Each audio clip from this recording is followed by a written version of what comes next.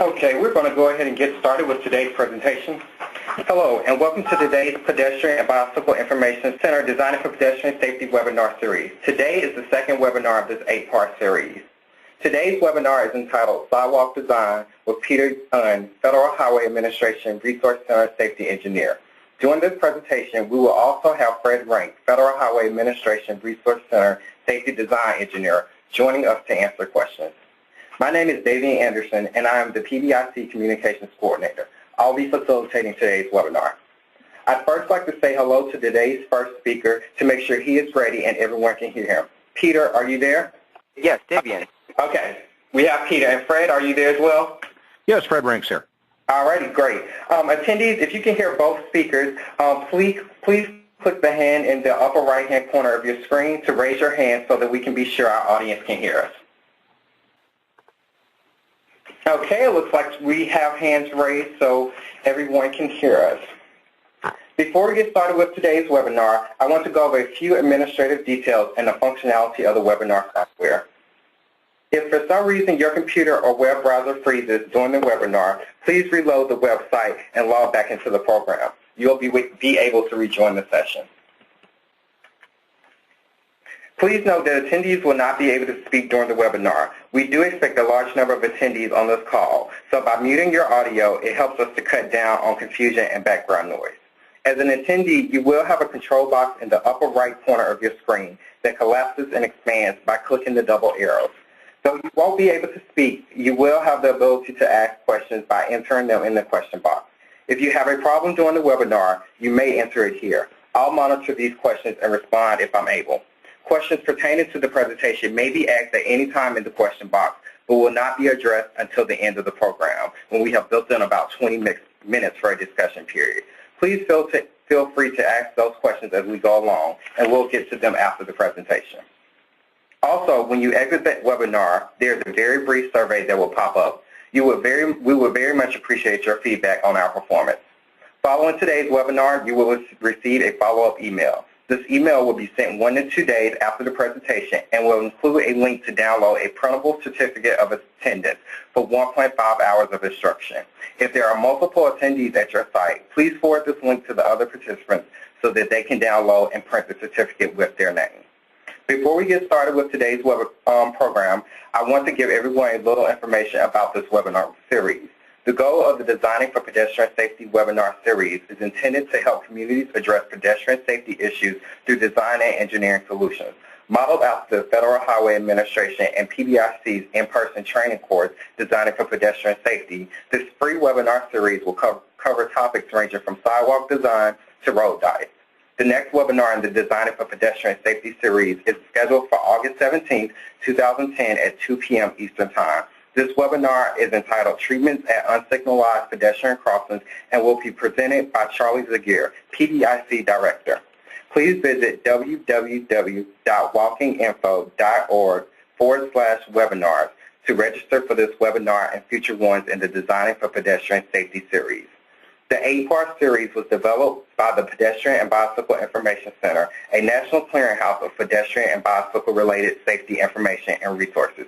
We offer information and technical assistance to diverse audiences about health and safety, engineering, advocacy, education, enforcement, access, and mobility as it relates to pedestrians and bicyclists. The PBIC and today's webinar are both made possible with funding from the U.S. Department of Transportation Federal Highway Administration.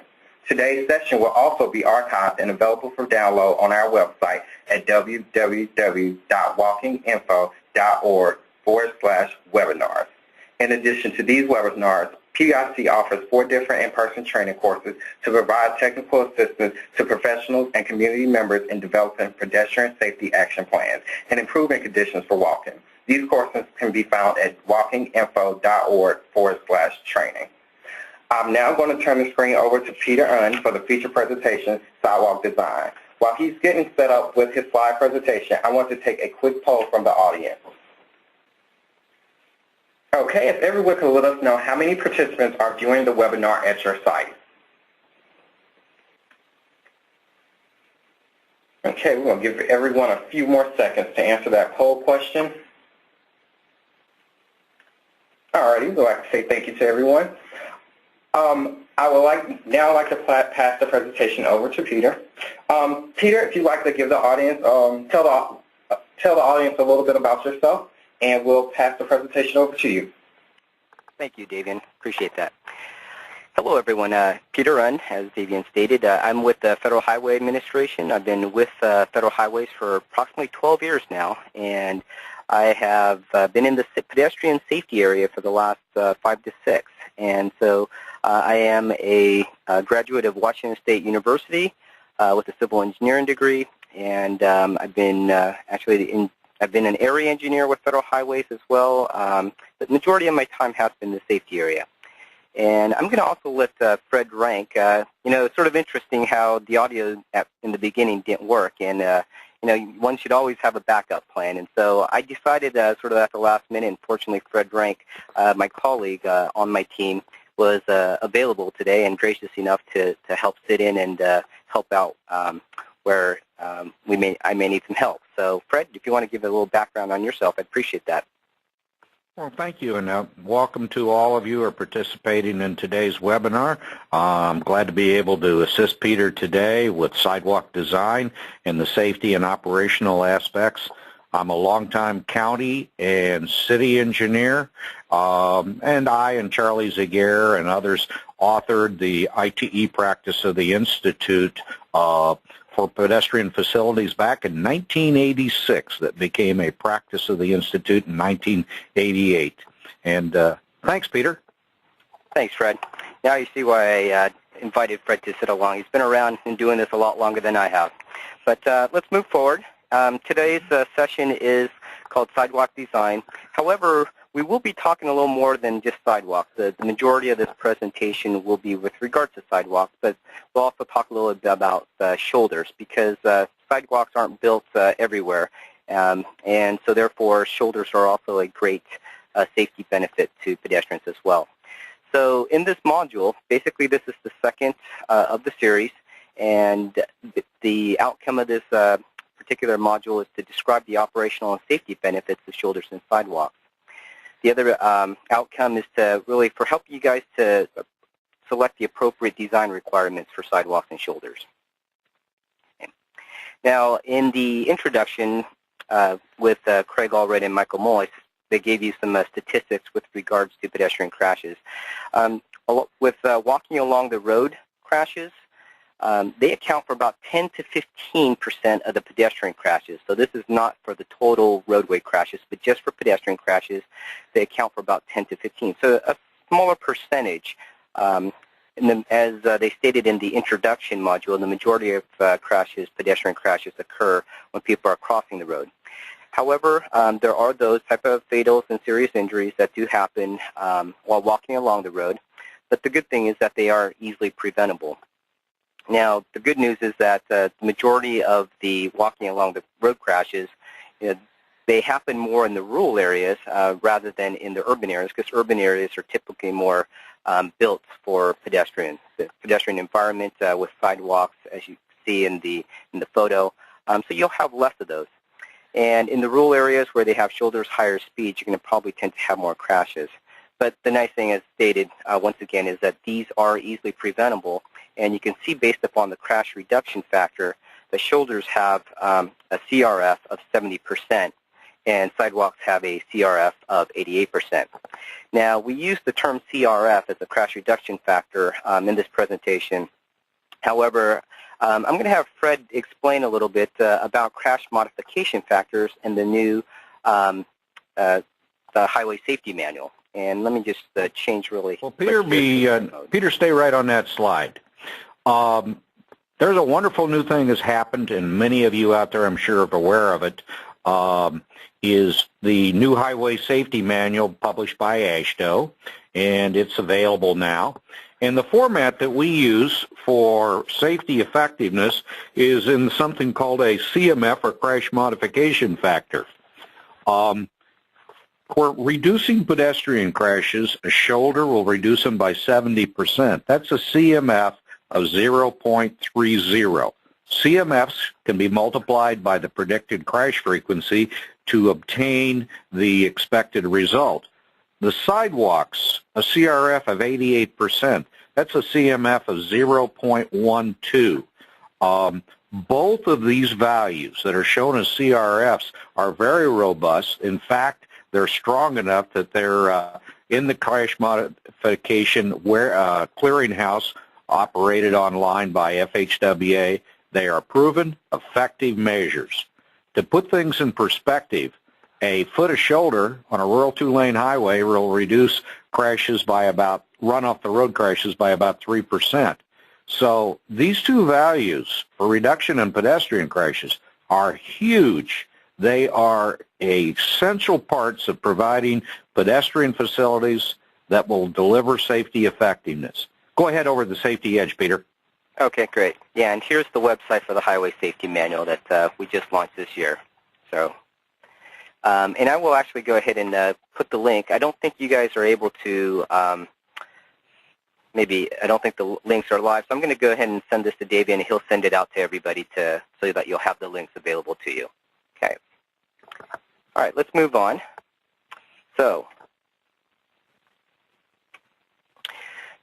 in a lot of the countermeasures that we'll be talking about in this series, there's a win-win situation. I think Craig and Michael mentioned that in the first presentation as well. And so when we talk about a win-win situation, it not only benefits the pedestrians, but it also benefits really the road, the vehicles, the drivers, and other modes of transportation like bicyclists.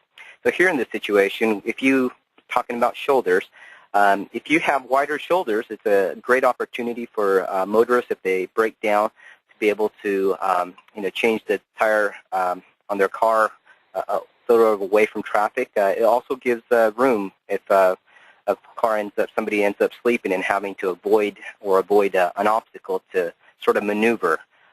So there is a benefit with regards to shoulders, as Fred also mentioned. It's in the Highway Capacity Manual when you have each additional foot of shoulder that you have, it can reduce it by 3%. So, and for bicyclists, it is a place for them to ride. More and more, there's bicyclists are a group that are very energetic and wanting to have more facilities built, and so shoulders are a great place for them. Fred, we have a policy with regards to rumble strips, and that can be somewhat of an issue for the bicyclists. Do you want to maybe say a little bit about that? Well, just briefly say that most states have worked out spacing and layouts for shoulder longitudinal rumble that is bicycle friendly. Pennsylvania is certainly one. Some of these differ slightly in their layout and their placement, but it's an accommodation that works well for reducing runoff the road crashes and still provides for bicyclists and pedestrians. Great. Yeah, and really with the shoulders, the common width that we were wanting, we're recommending is at least a 6-foot wide shoulder. And once again, the crash reduction factor is 70%. The main principle, wouldn't you agree, is that you want to get the vehicles and the pedestrians as far away from each other, and that's the benefit, is trying to keep the pedestrians away from the vehicles. And you can see in this picture that even this was a courteous driver, that he's more encroaching, towards the center of the roadway, just because he doesn't feel comfortable driving, next to that pedestrian. So, but not all drivers are that courteous, correct? Okay. So, but at some point, really, you have those shoulders, but you're going to have growth that, the city's going to grow out, and you're going to have you're going to need to build sidewalks. And you can see from this picture that these kids are walking to school, but yet they're beating what we call a goat path. And so at some point, really, sidewalks need to be considered and need to be built. Although we can't interact with the audience here, Fred, I know that in many cities that I've gone to, we usually ask the question, how many of you guys have goat trails or a picture like this in your city? And undoubtedly, everybody raises their hand. So do you think that the pedestrians are, using this facility? I think we can all agree that that's the case. And so really, in these type of situations, when you see these, the goat trails, you should start considering putting in sidewalks. Now, the AASHTO Green Book states that sidewalks are an integral part of city streets. They really shouldn't be an afterthought these days. Sidewalks, and we have some dimensions here. We'll talk a little more about the specific design standards, but as stated in the introduction module as well, that, AASHTO in the Green Book, it states that we need to accommodate pedestrians, and so therefore here, sidewalks being a part of city streets should just be a part of every design project. Okay.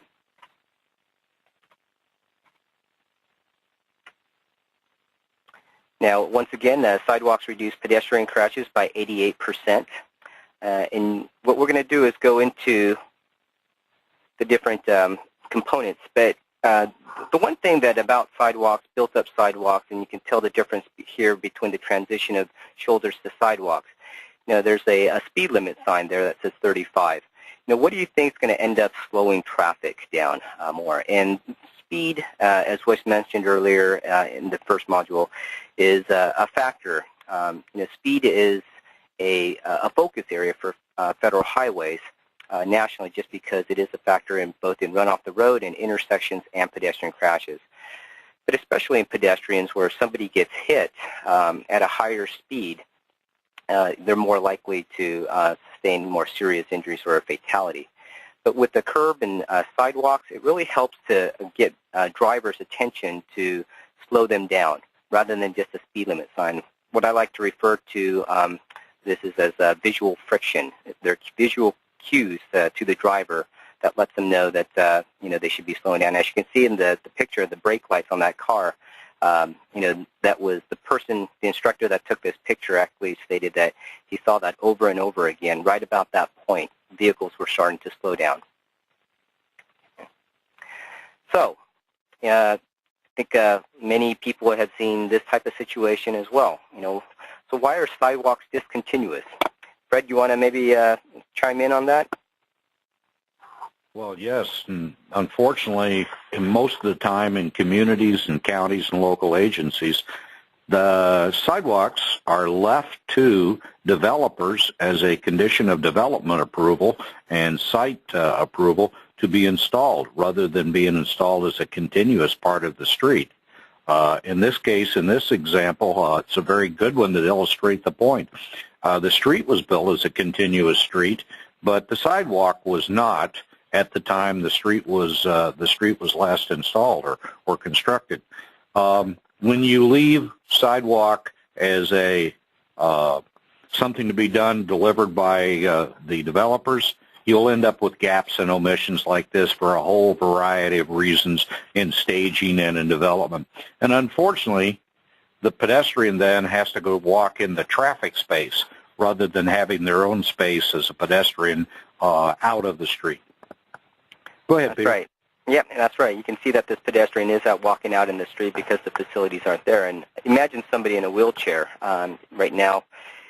They're in a situation because there's no curb ramp, so they've got to go back. I don't know how far to get around. So ADA is something that we'll discuss a little bit in this module as well. So, but with regards to fixing a problem like this, having good policies in place, and this is where the city ordinances really can make a difference, but making sure that things like this and new development doesn't happen. Okay.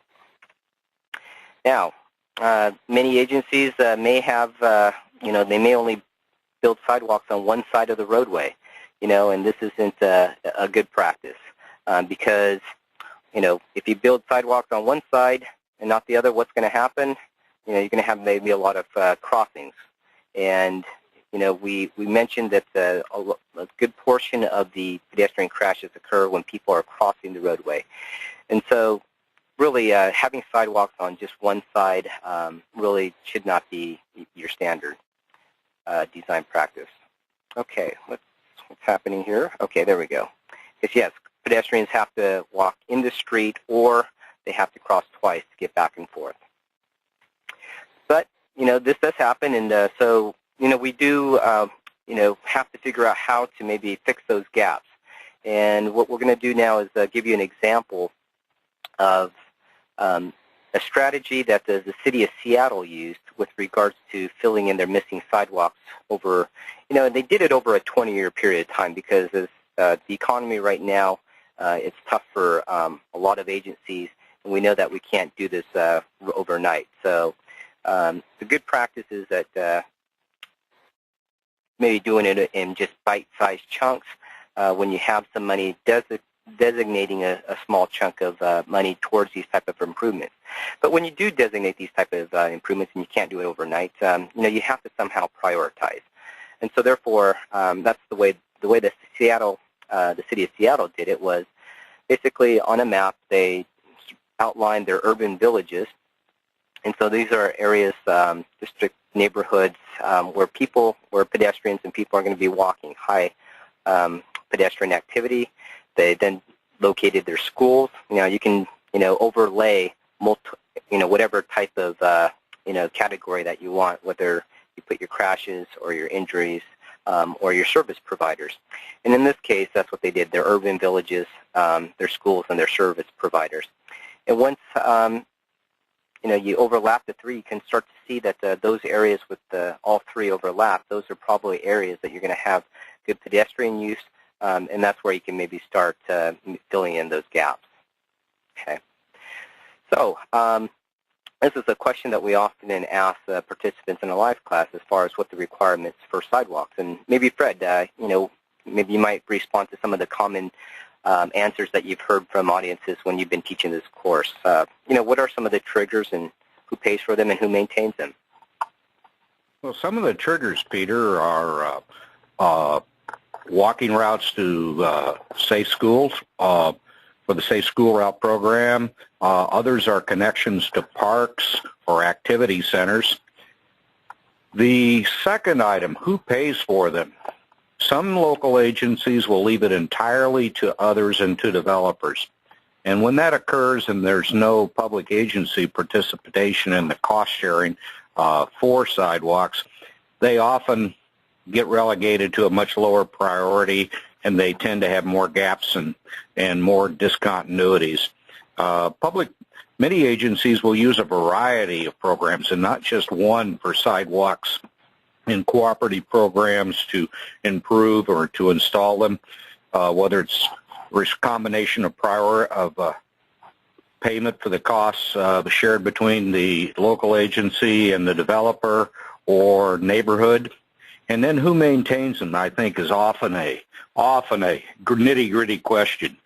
In most cases, the payment to install comes from the fronting property owner.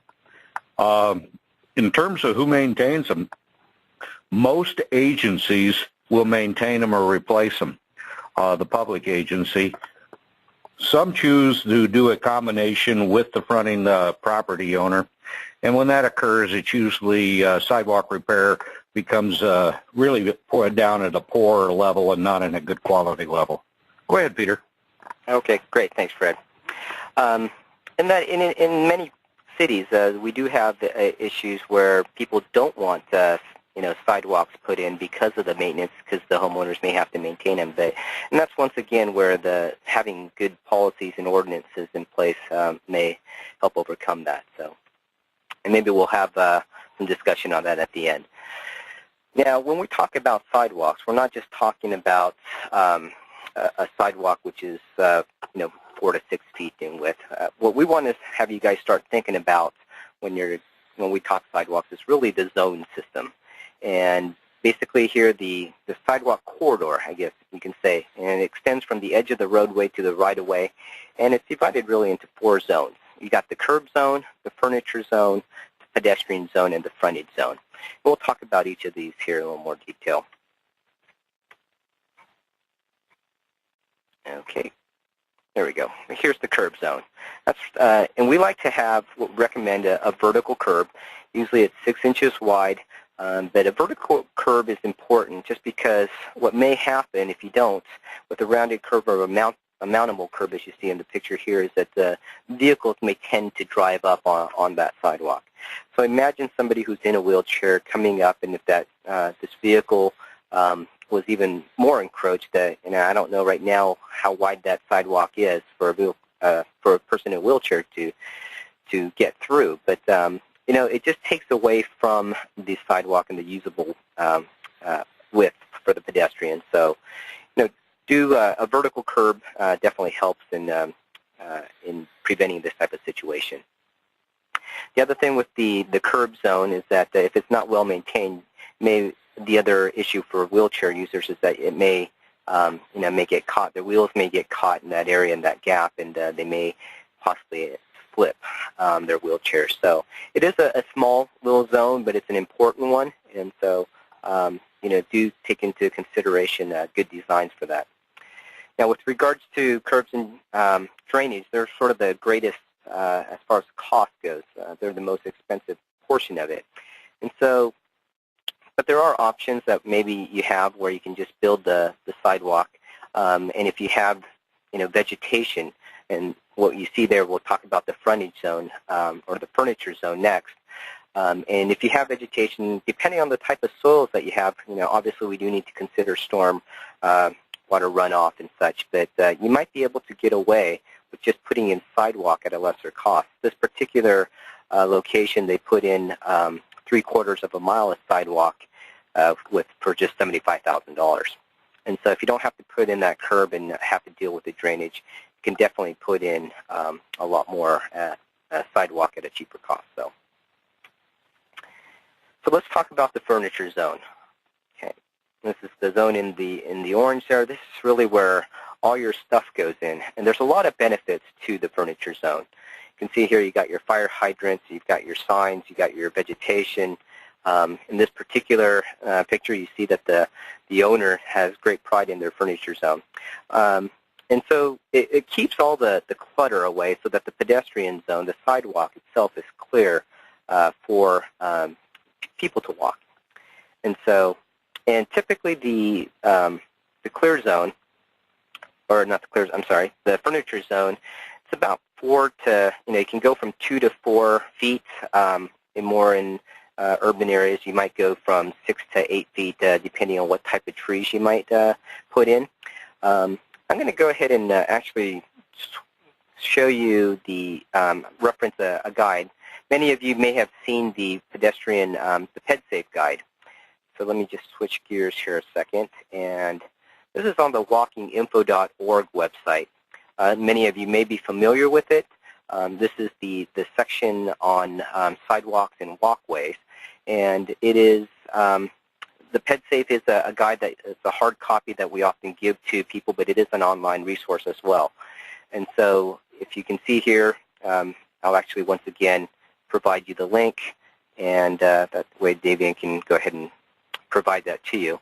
But in this, it gives you some good recommendations with regards to sidewalks and walkways with some widths. The guide also provides you some estimate costs and then some case studies down here with regards to sidewalks. The other site on the PedSafe, I'm going to go switch over to a table here, and it gives some recommended widths for shoulders and sidewalks based upon your ADTs and sort of if it's a rural highway versus a suburban highway or a local road and such. So a good reference website if you don't already have policies with regards to stating what your widths will be. And down below it also gives some widths with regards to the width, the buffer width as well. So you can see here on a local or collector street, 2 to 4 feet, arterial major street, 4 to 6. But really, the more that you can get with regards to your furniture zone, the better, in that, once again, this provides a space, a buffer, keeping the pedestrians away from the moving traffic. Okay, there we go. And you can just see here, it's just a lot more pleasant environment for people to walk on. And you can see here, can't say that it's going to necessarily move the housing market here or not, but it looks like these two people are out looking at houses to buy. But wouldn't you rather buy a house with sidewalks and furniture zone than without? Here we have another benefit of the furniture zone. You can see that they vegetated it a little differently with beauty bark, and it stands out. So another win-win situation for the driver and the peds, where the drivers are able to more easily find the driveways. And so it separates, instead of a sea of concrete there, just makes it easier for the drivers. And that way they can also yield to the pedestrians. It makes it easier for them to yield to the pedestrians as well.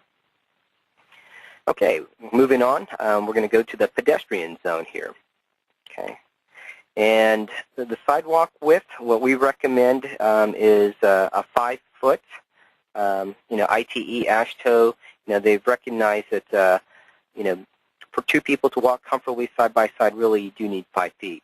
We'll talk a little bit about the ADA requirements here. It is less than 5, but we recommend, most agencies recommend 5 feet. We hope that you put that into your policies.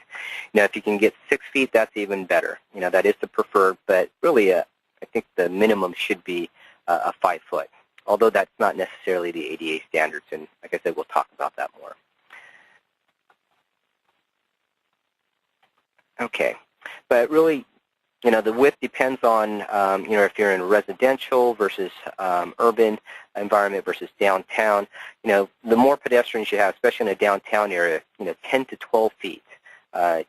Making sure that you accommodate all of the pedestrians based upon, your anticipated usage. So downtown areas, definitely you want wider streets, but typically 10 to 12.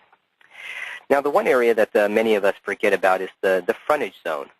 And this is the area where if you don't designate out, specify in your design standards or your plans the frontage zone, this is the area that can often protrude into your pedestrian zone, therefore making your 6-foot sidewalk maybe only, usable, 3 feet of it usable. So the frontage zone, 3 to 4 feet, but this is where your doors open up. This is maybe where you put the businesses put their planners. Maybe some businesses put their outdoor cafe tables out there, but if you don't designate this area out, your usable sidewalk width gets decreased. And also, if you don't sort of designate it out in your plans, you can see here that the building is right up to that sidewalk with no frontage zone, and therefore you feel a little claustrophobic. You can see that this person is shying away from the building. Some people, if you have multiple people walking down this road, maybe one of the persons might be walking out in the street. So it's good to designate that frontage zone area as well. And you can see here, it's an interesting facade with the windows. Definitely help to make it, look wider. The way that they embedded the doors as well, so it doesn't protrude out into the pedestrian area, just makes the sidewalk feel wider and it's more walkable and to the pedestrians, the friendlier environment. Here's an example where on the left you've got this chain link fence right up to the sidewalk, and once again, if you're a walker, which which sidewalk would you rather walk on? Obviously, the one on the right. And so, and someone had pointed out, I just taught this course last week in Texas, and someone pointed out, someone with a cane, a blind person, especially with the chain link fence right up so close to the sidewalk, they might get their cane possibly stuck, in the fence. And so having that set back, designating that frontage zone would be a good idea. So here's just a quick summary with regards to the zone system in a residential street area. You can see that you got the street, the parking. The parking creates that buffer when cars are there. The curb, you got your curb zone, then your furniture zone, which also creates more of a buffer, and then your pedestrian and your frontage. So, the main principle here as far as walking along the road crashes, the further you can get them away from the travel lane and create those buffers, the less crashes that you're going to see. And here's an example on a commercial street with the zone system.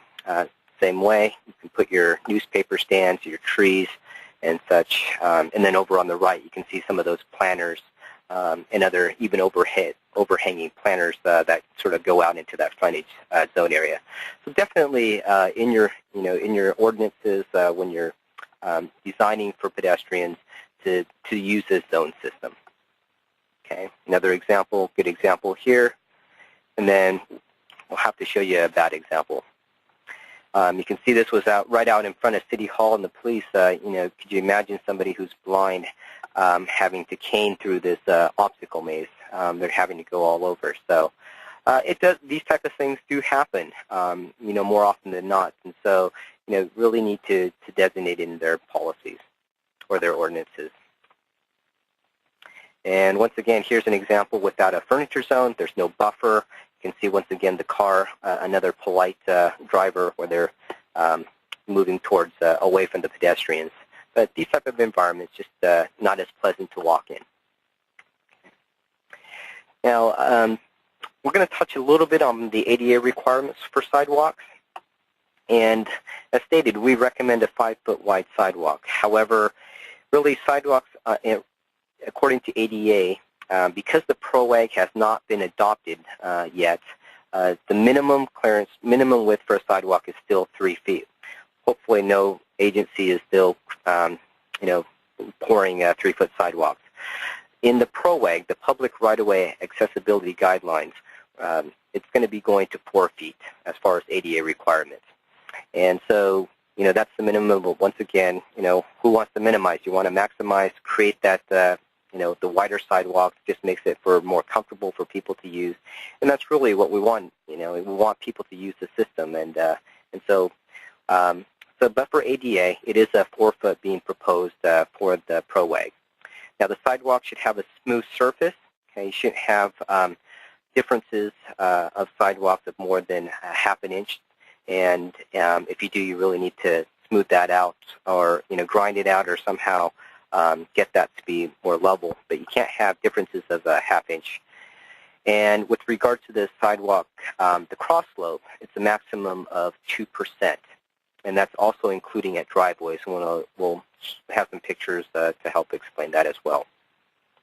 But we'll see how the zone system will help create a better design and help with regards to ADA and meeting some of the requirements. So remember that you need to have a smooth surface and also that 2% cross slope. Okay. Now, since this isn't an ADA course, although we'll touch upon it, but we realize that ADA is a growing concern for many agencies. And so we wanted to provide just some information with regards to some training that's available to people.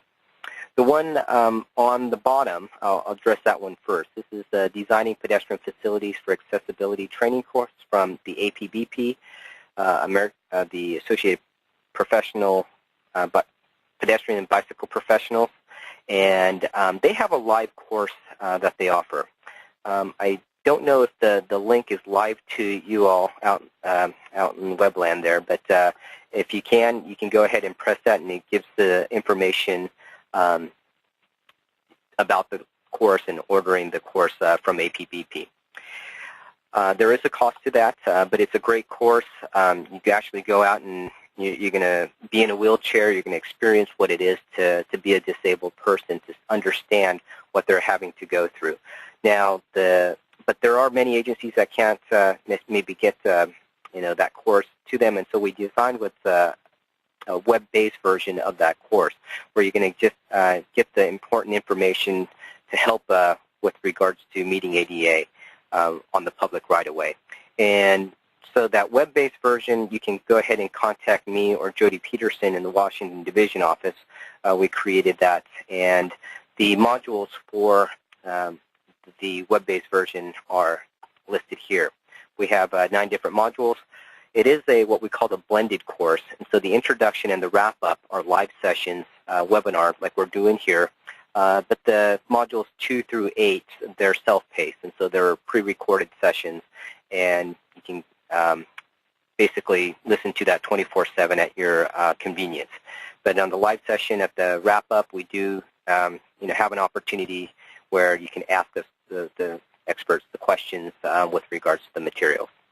So once again, if you want to go ahead and request either of those courses, the information's there. I suspect, Davian, that we're going to probably provide this PowerPoint for people at the end where they can download. Yes, it will be available on our website about a week after today's presentation. Okay, great, thanks.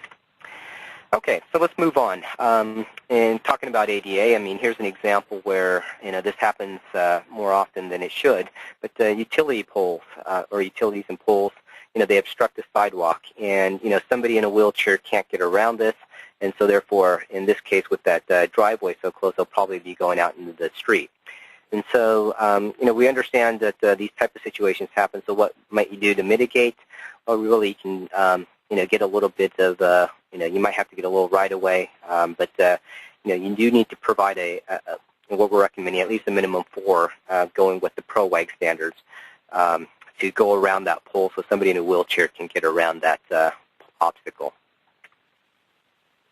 Now, in the introduction module, Michael talked about driveways and the conflict points, talked about consolidating driveways and medians, and but we're going to talk a little bit about the design.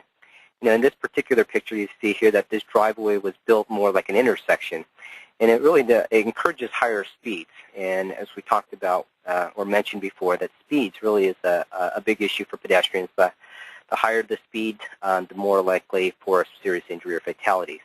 And so, who really has the right-of-way here? I mean, Fred, would you say the driver has the right-of-way here, or the pedestrian? Oh, I think the pedestrian has the right-of-way under the laws of all of the states that I'm familiar with. Pedestrians in the crosswalk. The driver has not yet entered the crosswalk. Correct. But yet it definitely looks like it's giving the driver the visual cues that they might have the right-of-way being built like an intersection. And so what we're recommending is that, driveways should be built like driveways. And you can see here that clearly the sidewalk carries forth. It's clear to the pedestrian and the driver who has the right-of-way in this situation. And also, as you can see with the design, that it will help slower speeds. Now, an interesting thing in Arizona when we taught this course is, I forget which city it was, but they said that they actually liked this design versus this design because they weren't quite sure when they should put truncated domes in these particular types of situations. And so in order to alleviate that, they said, we're just going to go to this design so we don't have to put truncated domes in at all. And so therefore, another benefit with going with this design. And you can see here in this picture that this driveway, gives more the visual cue to the driver and the pedestrian that it may seem like the driver has the right-of-way, even though the pedestrian does. And you can see here that, they even built it so that the driver can really accelerate out of that alley very quickly. And so, so go with the other design where you would carry the sidewalk all the way through. Okay, with regards to the ADA, as stated, you got that 3-foot, which is the minimum right now, soon to go to 4. We're recommending 5 to 6. But we'll talk a little bit about the cross slope here. And here's an example where the furniture zone can actually help you create that level sidewalk. Remember that 2% cross slope that we talked about? Well, you can see here with the furniture zone that you can get your elevation change, and then your your percentage grade is more level on the sidewalk. So this your driveway can be up to 8.3%. 7% is the recommended, but a maximum of 8.3. But your sidewalk here can only be at 2% cross slope. And you can see here in this situation that the sidewalk in front of the McDonald's did not meet that. So somebody in a wheelchair, they're going to have difficulty getting across this driveway. So what's the solution? Here's a possible retrofit where you might have to gain a little bit of right-of-way again, but at least this allows somebody in a wheelchair to traverse the driveway on a flat, level surface. And so you can basically go around and create that. So, okay. So let's do a little recap. With regards to the crash reduction factors, in the rural environments, you have paved shoulders. They can reduce pedestrian crashes up to 70%. Now, Fred, these are pretty big numbers, as you stated.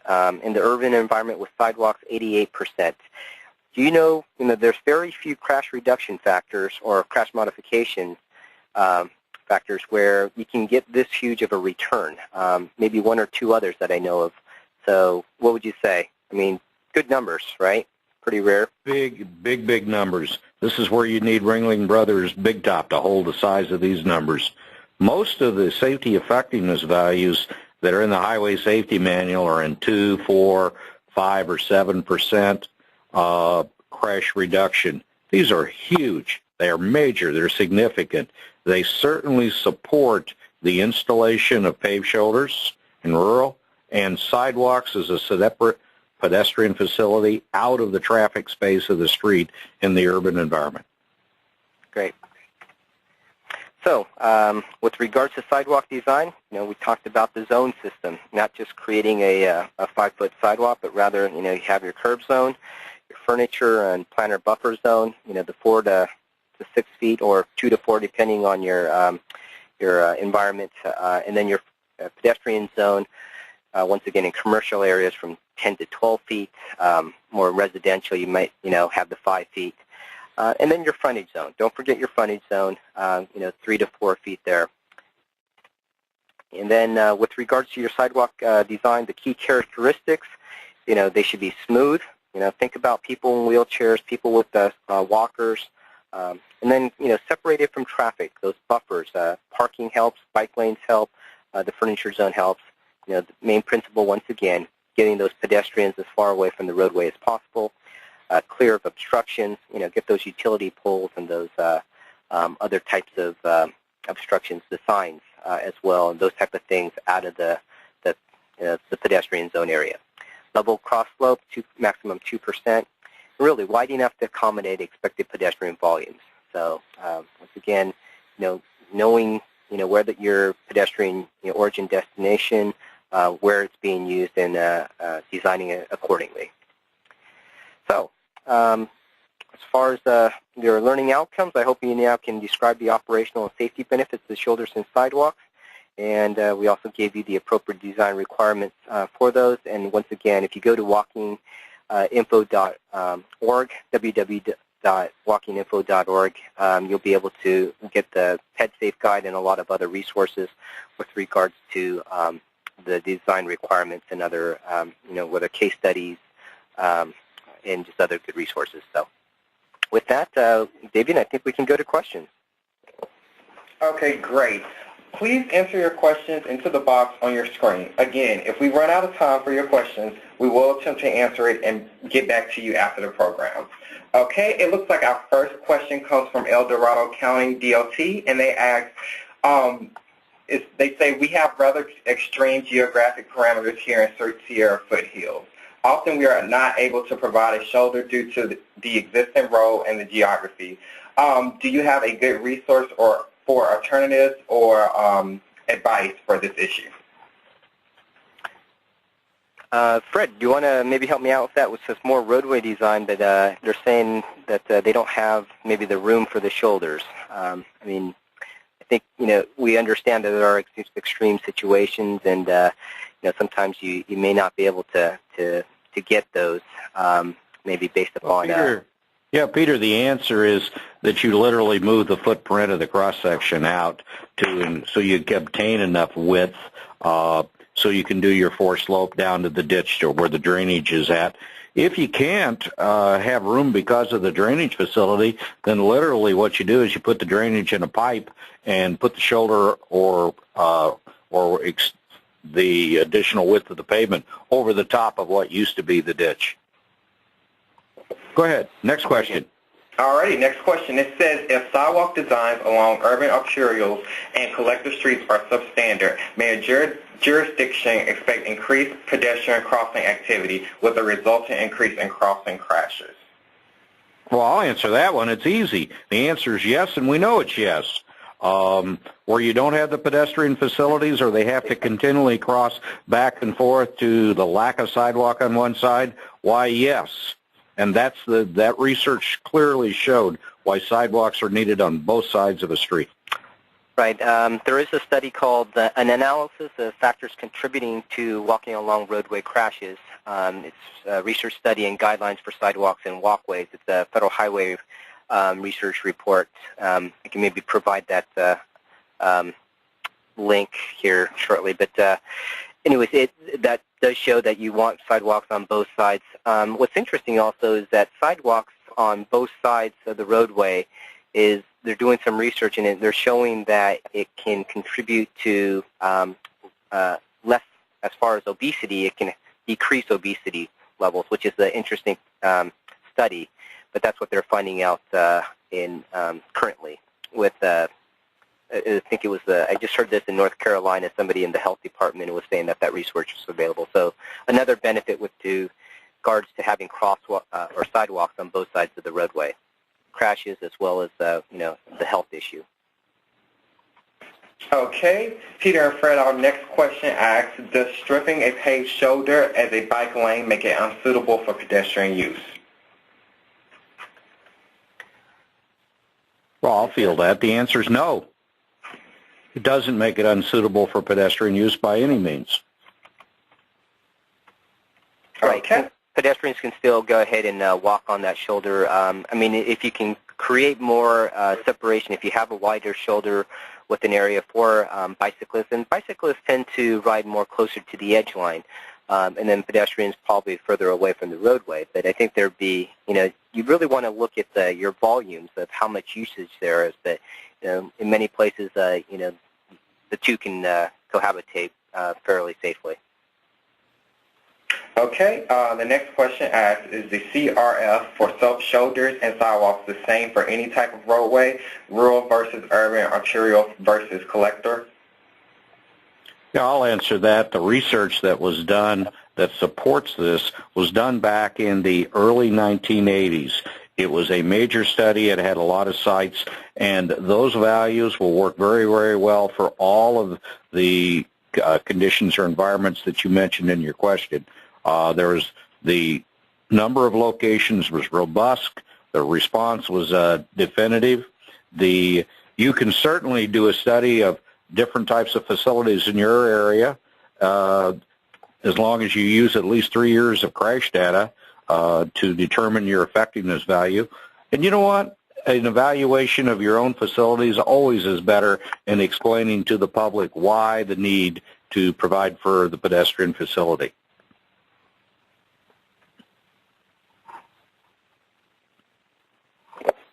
Okay, the next question is for Peter. Are there any statistics on paved vehicle accidents and crosswalks versus other crossing locations? I'm sorry, could you repeat the question again? I was just... Absolutely. The question asks, are there any statistics on paved vehicle accidents and crosswalks versus other crossing locations? Versus other crossing locations. Well, the latest crosswalk study, and I'm going to assume, I'm just going to state uncontrolled locations, so non-signalized, non-stop control, is the Charlie Zagier, the study by Charlie Zagier, whether to mark or marked versus unmarked crosswalk at uncontrolled locations. And so, but with regards to, it's like, I think that's, hopefully that's maybe that's the question that they're referring to. So that is a study that they can look up, and it shows you when you should, when you can mark, when it's safer to mark crosswalks versus when it's not. Also, well, hold on, let me restate that. It's actually stating that when you mark a crosswalk, in some situations, just marking a crosswalk by itself will not be the best countermeasure. You really need to maybe add some additional types of countermeasures to that. But that will be something that in the future module that Charlie Zagier will cover in the crossing module that's going to be coming up, I think, in the next series, in the next presentation. Okay, great. The next question asks, do you all have any experience with cities that maintain sidewalks, at least in pedestrian districts like downtowns or near transit centers? Fred Rankin is a former city engineer. I'll try and answer. And the answer is yes. For some high usage areas, for the common good, the city will assume the direct maintenance of the sidewalk to keep it cleared and keep it clean. But for the most part, the majority of public sidewalks are maintained by and kept clean by the fronting property owner. Okay, thank you, Fred.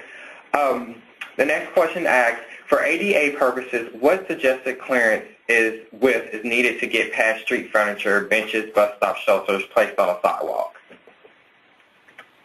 In the example that we showed, there's with the utility pole, you want a 4-foot. I think in the ProWag, that's why they're going to the 4-foot sidewalk. And so because the wheelchairs are getting wider, the dimensions have changed. I think that's one of the reasons that they've gone to that. But the ProWag can be found online, and that will definitely give the guidelines. But a minimum, I believe it is 4 feet. I'll have to look that up, but I believe it's 4 at least. Okay, and a follow-up question to that question.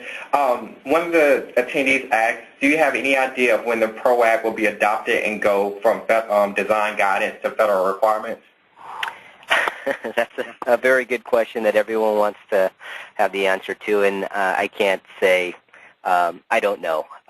We thought it was going to be out, a few months ago, but apparently the issue with the roundabouts is sort of holding things up, and maybe a couple other issues. But we're hoping that it's going to be soon. But with regards to federal highways, sort of position on this is that even though it's guidance, we recognize it to be the best practice right now, and so federal highways is recommending that you do use the ProWag.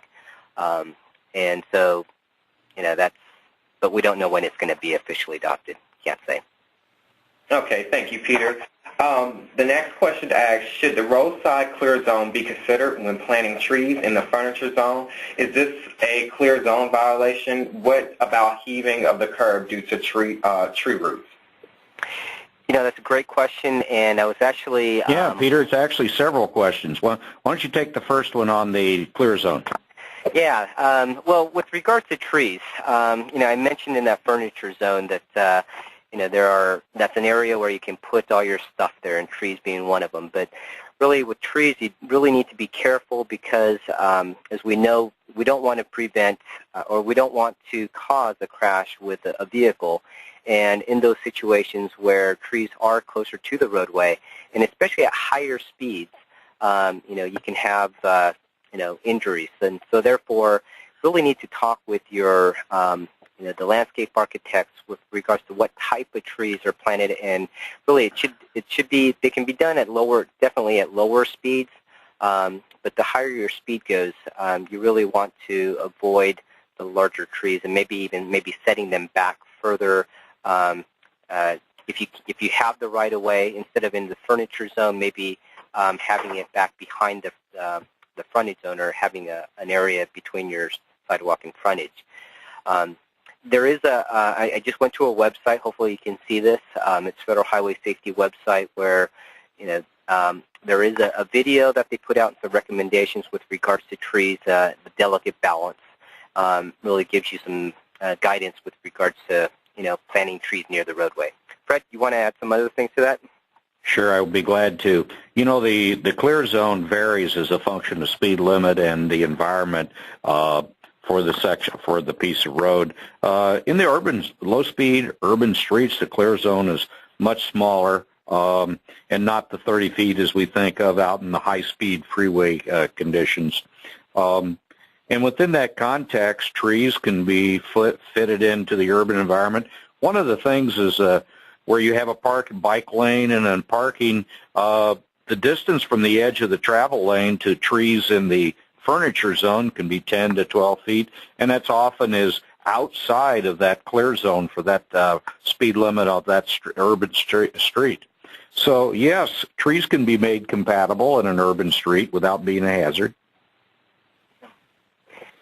A lot of great benefits to trees, providing shade, and also helps with that visual friction as well. So great points there, Fred. Appreciate it. All right. Next question. Our next question asks, you mentioned ADA requires 3 feet wide sidewalks. Can you touch on the required passing areas every 200 feet that must be a minimum of 60 inches in width? Correct. And that minimum 3 feet, once again, that's their standard although you can still do it, we hope that nobody would be putting that in anymore. Really should be going to a 4 feet. What the question also stated was that you do need to have passing requirements every 200 feet, as they stated, and that's so that two wheelchairs can pass each other. So the design, that standard is in the ProWag, but it just allows an area, even if your sidewalk maybe 4 feet, every 200 feet, you need a little bit of like a little area where concrete area where the wheelchairs can pass. Okay. That's correct. All right. Our next question, it's a question about the ProWag recommendations, and it says, are there any other recommendations for treatments for indicating grade changes or end of sidewalk other than truncated domes? Let's see, the sidewalks. The reason that we went to the ProWag is because, with regards to the grades, in the ADAI there was requirements for grades, and we realized for the roadway that the sidewalks couldn't meet those, and so they allowed in the ProWag that the sidewalk and shoulders can follow the grade of the roadway. I'm going to try to switch over here to the ProWag site, but and I'm sorry, what was the second question? The second part of that question? It says, are there any other ProWag recommended treatments for indicating grade changes or end of sidewalk other than truncated domes? Oh, truncated domes. No, truncated domes are pretty much the standard at the curb ramps. And so, yeah, that's, and the main thing there is with regards to the color contrast, but typically it's used at, the yellow is used, but as far as I know from our ADA specialists, that the truncated domes are what's required out there right now. Okay. Our next question asks, many downtowns promote sidewalk cafes to further create lively streets with a lot of human activity. And they go further to say that this can compete for space within the walking zone. Could you comment on a minimum recommended width for the frontage zone to accommodate this activity? Peter, I'll jump in here. Fred Rank is, I've dealt with downtowns and downtown restaurants and sidewalk seating. What happens, unfortunately, is that the tables and the chairs, well, they're mobile, and they'll migrate, and the path for the pedestrians left on the sidewalk seems to get smaller and smaller as each day of the week goes on when sidewalk seating is available. And literally you end up into a management program where you have to check clearances, and the values are the ADA values of clear width for chairs and wheelchairs and motorized chairs to be able to traverse the sidewalk, and the public way is kept free for ADA users. So it can become a ongoing issue in a downtown area. Some cities, for that reason, require fences to be permanently installed during the summertime, so the tables and the chairs don't migrate and move around each and every day. Thank you, Fred. The next question asks, to add or improve sidewalks or shoulders on existing roads, please discuss reducing vehicle travel lane width to gain room for sidewalks or shoulders. Peter, this is a great opportunity to talk about road diets. There you go. However, that is a module that's going to be coming up at the end of things, but since you mentioned it, yes, that's a great opportunity where you can, in that situation, you're taking away a lane. I think the question might actually state it if you would reduce the width of the lanes as well. And so, yes, there's definitely opportunities there where there was a study by iPots, I believe. Actually, I have it on my desktop, where it showed that reducing lanes, the travel lane, really didn't affect the crash rates. So going from a 12-foot lane to an 11-foot lane, the study definitely looked at the lane width to safety in urban and suburban arterials. And so if you can see here, it says, well, let's see. not scrolling down. But this is a study that you might take a look at, and so therefore doing the lane reduction can definitely provide some opportunities for you to use that space in other ways, for shoulders or sidewalks. So the study is called Relationship of Lane Width to Safety for Urban and Suburban Arterials by Ingrid B. Potts.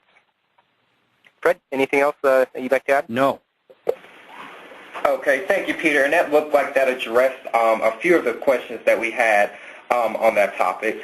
So I'll move on to the next question. Are there any longitudinal slope standards along the sidewalk that you know of? With regard could we get a little more information? I'd like to know more about that question.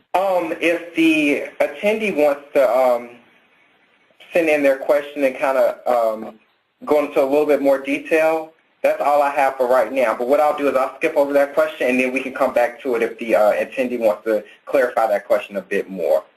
Okay. I might, let me take a stab at it and see if maybe this might address, because as far as slopes, you know, we talked about the 2% cross slope, but I suspect that maybe he's referring more to along the roadway. Now, if you have very steep slopes, somebody in a wheelchair, it's going to be difficult to go uphill or downhill.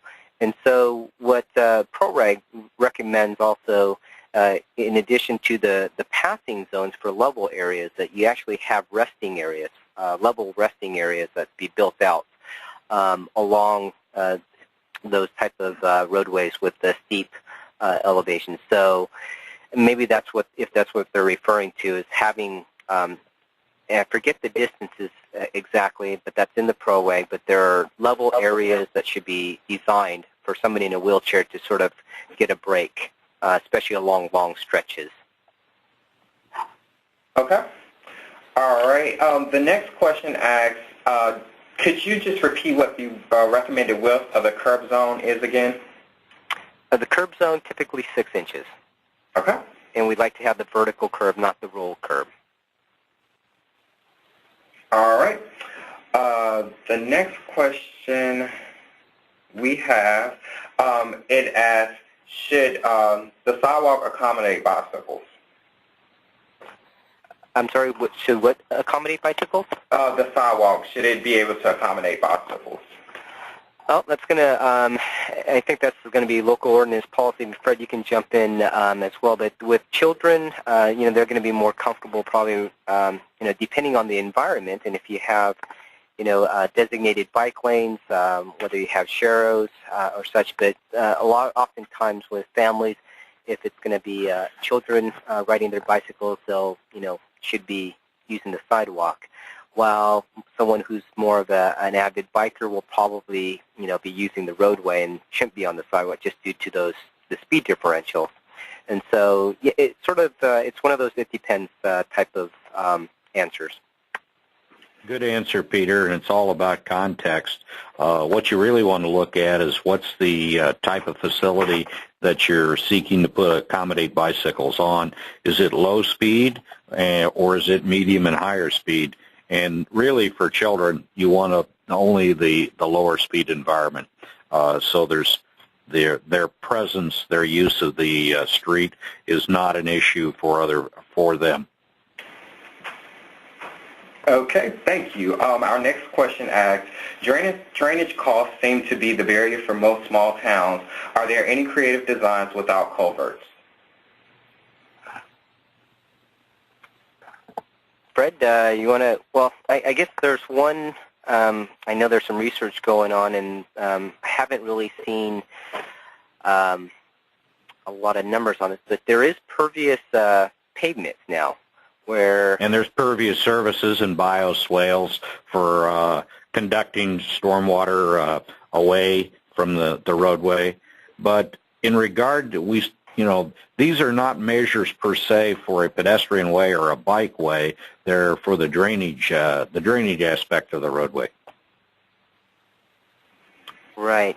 So yeah, if you type in, and hopefully that addresses the question. But yeah, the pervious surface type of materials is an interesting direction that agencies are going to. And you can just do a Google. There's different companies that you can find some different research on that as well. Okay, great. The next question comes from an attendee in India, and the question asks,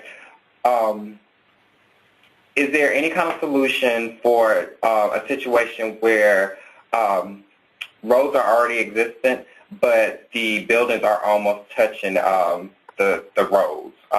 Is there a way to go around this issue? To go around the issue. I'm not sure if I'm quite understanding the question, but... All right. Go ahead. Fred, you want to take a stab at that?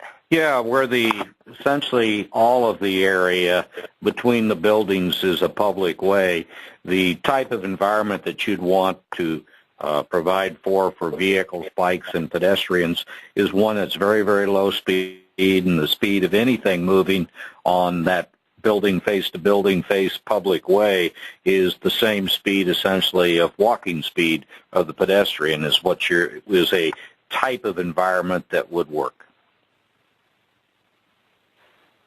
All right, great. The next question asks, you mentioned that there are some policies that can be put into place in order to help with the obstacle of residents resisting construction of sidewalks because they will be responsible for maintenance.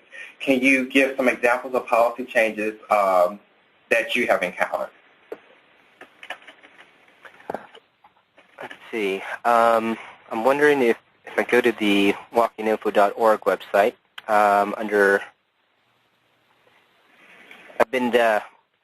I haven't looked exactly at the different ordinances.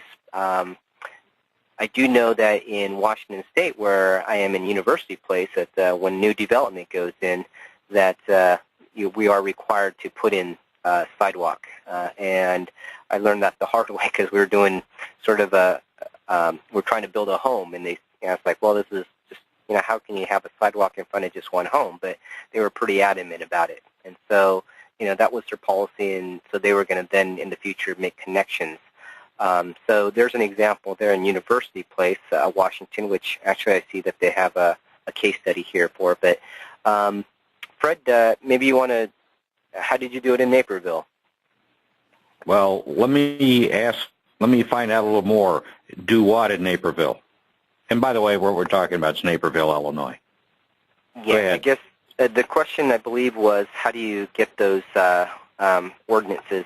They wanted examples of policies, ordinances of local agencies. Well, there's a lot of good ordinances by many public agencies out there. I'd certainly look to any of those suburbs of Denver, Colorado, Boulder, and such, in that ring around Denver. They have very, very good ordinances. Naperville, you can go to naperville.il.us and look at their ordinances for development, for providing sidewalk and for development. They have very good ones, and as I remember, they have 5 or 6 or more separate sidewalk construction and maintenance type programs in order to close gaps and provide continuous sidewalk in a rapidly growing city. And I suspect some of the stronger, the cities like City of Seattle, City of Berkeley in California, the cities that really have walkable environments would have really those strong ordinances. So, but that's a good question. I'll have to maybe we can find the specific ordinance and maybe post those as well on the walkinginfo.org. Okay, the next question asks, how does vertical curb affect the clear zone? I'll answer that, Peter. Vertical curb by itself is not a barrier. It's just a face curb, and hence it's a feature within the clear zone, but it is not the furthest extent of what the clear zone would be. A true traffic barrier is something like Jersey barrier or F-shaped barrier. All right. The next question asks, it says that You stated that sometimes you could put sidewalk in without the vertical separation provided by standard curb. What level of horizontal separation do you seek when putting in such facilities? I would hope to have, I would think, from based on my own experience as an engineer, at least 4 feet, and if it's a higher speed facility, 6 to 8 feet. No one likes walking right next to a high-speed truck at their elbow. No one. Okay, thank you, Fred. The next question asks, how do you address the conflict between promoting walking and biking with municipalities in the snow belt that no longer expanding the sidewalk systems due to the snow removal requirements? And let me know if you need me to repeat that question. No, I understand the issue. Peter and I are both aware of it, as are any of the other instructors. It's a common question that comes up in our pedestrian workshops and pedestrian technology efforts. The issue is, if we put in a sidewalk, then we're responsible for clearing it. Who's responsible for shoveling the snow? I'm an older adult. I can't shovel the snow. Don't put a sidewalk in front of my house. The thing to do is to look a little deeper. Sidewalks are a public facility just like the street for the good of all. They don't necessarily are a feature or accommodation for just one person. Most cities have good working programs and have had good experience with requiring the fronting property owner to clear the public sidewalk, even in downtown areas of ice and snow. And where there are older adults who would have issues in doing that, they can seek accommodation with it from a cooperative neighbor. The reality of the issue is that it's really a non-issue. Most public agencies, if not all, have addressed it and solved it adequately. Okay, thank you, Fred. One of the attendees asked, could you please repeat the name of sorry, we're getting some feedback there. Can you please repeat the name of the study / report about reducing the width of lanes to increase width of sidewalks and the relationship to improve safety? And they said that it's by Ingrid, but they didn't catch the last name. Peter, you can answer that one. Yeah, let me go ahead and bring that up here. It's Ingrid B. Potts, and the title is Relationship of Lane Width to Safety for Urban and Suburban Arterials. I'll go ahead and actually type that, copy that into the link so that you guys can have that available.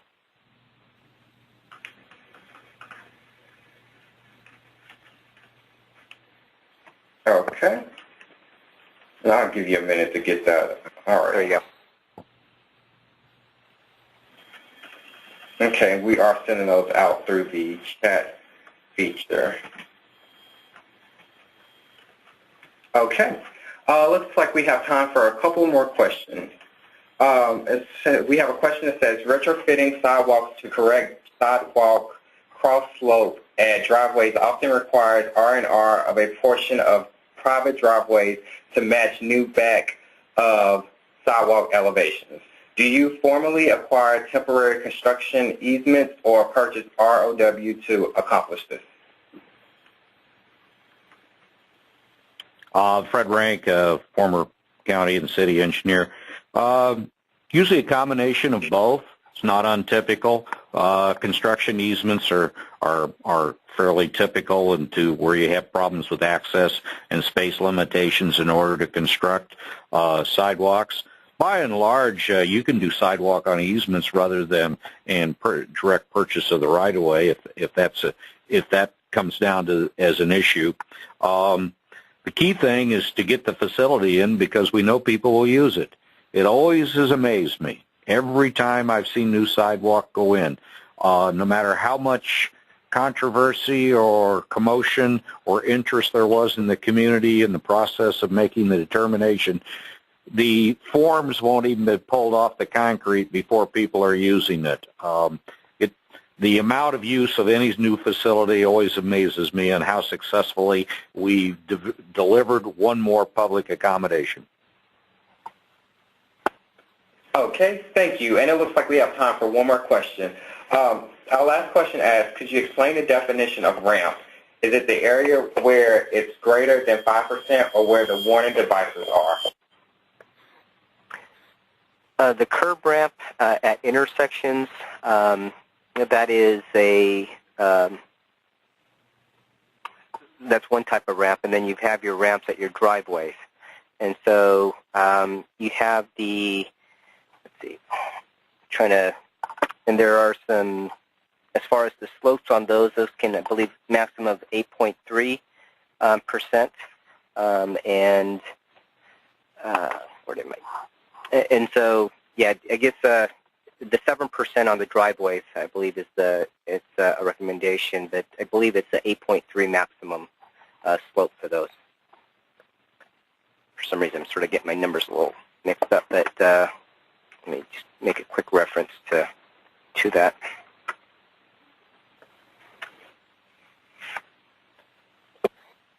Hopefully, I suspect that, did that answer the question? Yes, I think so. I think that that answered the question. And that is all the time that we do have for questions. If we did not get to your questions today, we will be addressing all of the submitted questions and posting them to the webinar page on our webinar site. I do want to thank you, Peter and Fred, for today's presentation. Once again, a recording and transcript of today's program, as well as a view of a PDF copy of the slide presentation, will be available in about a week. And that will be available at walkinginfo.org/webinars. Finally, I want to remind you that a very brief survey will appear once the webinar is ended. Again, we very much appreciate you taking a moment to complete it. Thank you again to our speaker, Peter Unn, and also Fred Rank for joining us. And thanks to all of you for attending today's PBIC and Federal Highway Administration Designing for Pedestrian Safety webinar. Thank you and have a great day.